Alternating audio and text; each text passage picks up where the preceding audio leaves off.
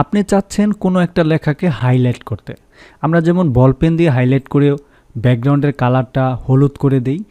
আজকে জাস্ট আমরা দেখাবো এলিমেন্টরের মাধ্যমে আমরা ফ্রি ভার্সনে কিভাবে আমরা আমাদের যে কোনো লেখাকে হাইলাইট করতে পারি, যতটুকু প্রয়োজন জাস্ট ততটুকু। তো প্রথমেই আমাকে যে কাজটা করতে হবে, এর জন্য আমাকে অবশ্যই তো আমার এই ইনফরমেশনগুলো রাখতে হবে যেখানে আমি হাইলাইটটা করতে চাচ্ছি। জাস্ট আমি এই টেক্সটগুলোকে হাইলাইট করতে চাচ্ছি। এই টেক্সটগুলোকে হাইলাইট করার পর আমরা কন্টেন্টের অপশনে আসব। কন্টেন্টের অপশনে যদি দেখি এইখানে টাইটেল আছে, জাস্ট এখানে একটা কোড বসাবো। এই কোডটা আমরা জাস্ট এখানে একটা পেস্ট করে দেব। পেস্ট করে দেওয়ার পর আমরা দেখতে পাচ্ছি, যদি বড় করে এই কোডটাকে দেখাই বা আরও বড় করে, তাহলে তোমরা দেখতে পাচ্ছ। একটু জুম করে দেখাই। দেখো এখানে স্পান, দেন স্টাইল, ব্যাকগ্রাউন্ড, এলো, কালার হচ্ছে আনসেট নেওয়া আছে। সো এখানে মোস্ট ইম্পর্টেন্ট বিষয় হচ্ছে আমরা HTML এ যখন স্পাম ট্যাগগুলো শিখেছিলাম, তখন যদি আমরা ভালো করে শিখছি বা শিখে থাকি, তাহলে কিন্তু আমাদের এখানে এটা খুবই গুরুত্বপূর্ণ একটা কাজ বা বহন করবে। তো দেখো এখানে আমরা যে কোনো কালারকে আমরা এইভাবে করতে পারি। আবার যদি চিন্তা করি না, আমরা আমাদের স্টাইলগুলোকে আমাদের মতো করে চিন্তা করব, তাহলে সেটা করা যেতে পারে। তাহলে দেখো সিম্পলভাবে আমরা যদি চিন্তা করি, আমরা এখানে কি লিখব বলো তো? হাইলাইট।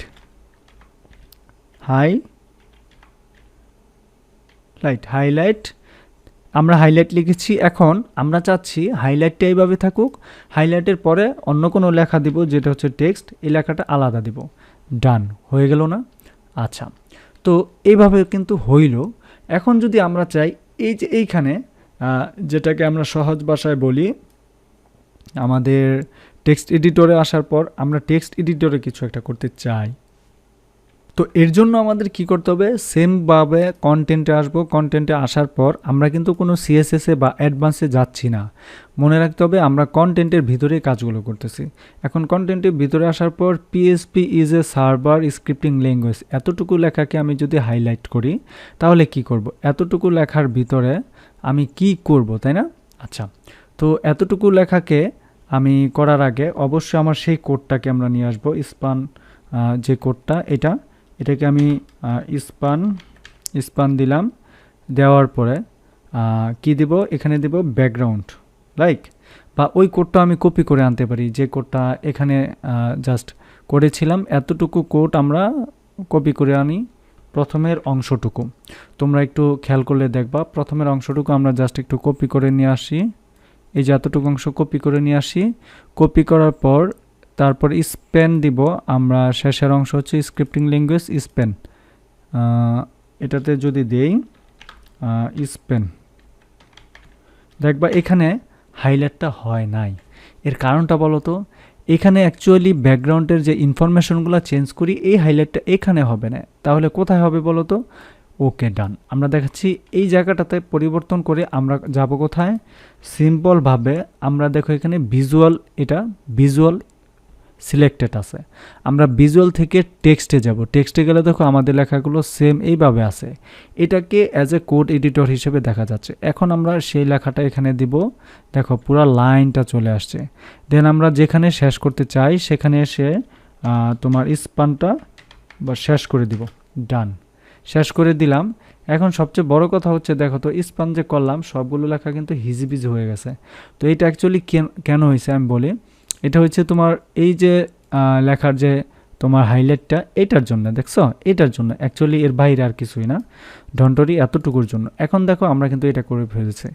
আবার যদি চিন্তা করি আমরা শেষের অংশে, বা এই যে শেষের অংশে কোনো একটা জায়গা এরকম হাইলাইট করে দিতে চাই, তাহলে সেম ওয়েতে কিন্তু আমরা করতে পারি। সেম ওয়েতে দ্যাট মিনস আমরা এখানে যাব, যাওয়ার পরে এতটুকু অংশ আমরা কপি করে নিব। কপি করে নেওয়ার পর শেষের অংশে আমরা যাই, শেষের অংশে এখানে বসায় দিলাম। বসায় দেওয়ার পর আমরা স্পানটা শেষে এসে বসাই।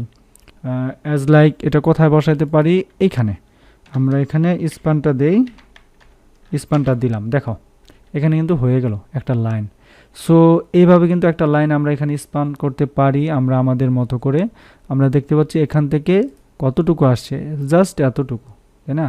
কিন্তু ওয়াইডলি ইউজড এতটুকু আসছে, ওয়াইডলি কি এতটুকু আসছে, বাট হইল না। কারণ কি জানো? এখানে একটা বানান ভুল হয়েছে। এই যে এবার দেখো, ডান হয়ে গেল না?